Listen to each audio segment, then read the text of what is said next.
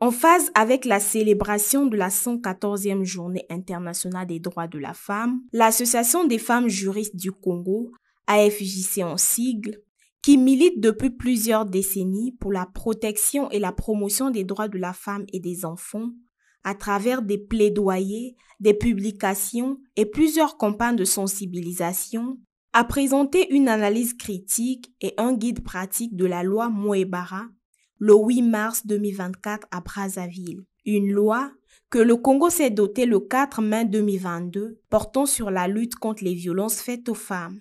C'est donc pour favoriser une compréhension commune de la loi Mouebara que l'Association des femmes juristes du Congo a initié un document portant analyse critique et guide pratique de la dite loi qu'elle a l'honneur de vous présenter ce jour.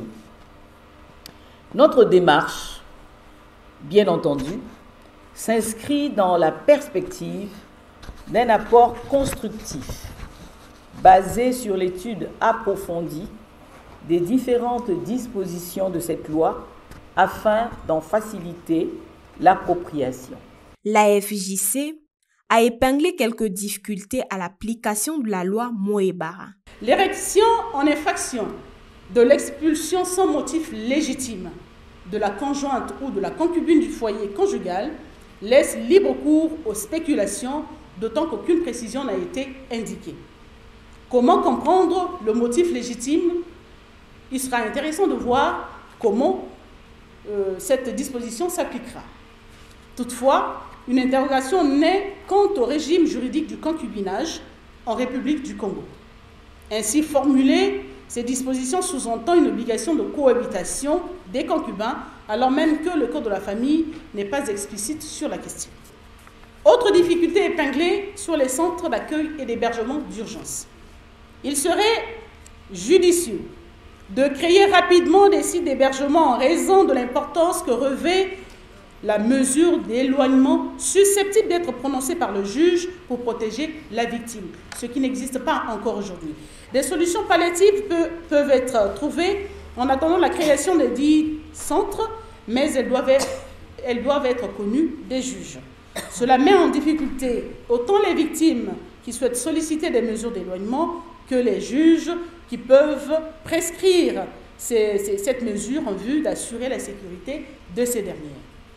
Afin de garantir l'efficacité de la protection des victimes, l'association préconise une démarche holistique par la création d'une plateforme associant les ministères en charge des droits de la femme, de la justice et des droits humains, de l'intérieur, des affaires sociales et de la santé pour une réponse efficace et efficiente. Cette conférence a été marquée par un moment d'échange fructueux entre l'AFJC et les hauts magistrats de la Cour de justice, les acteurs judiciaires, les experts, les responsables des conseils consultatifs nationaux et plusieurs autres personnalités.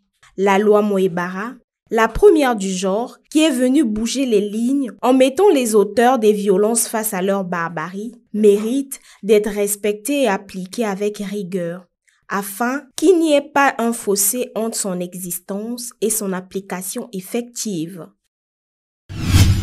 Tu cherches une visibilité, n'hésite pas, la solution c'est auprès de la Congolaise. Pour nous, ça la promotion, pour nous, ça la promotion.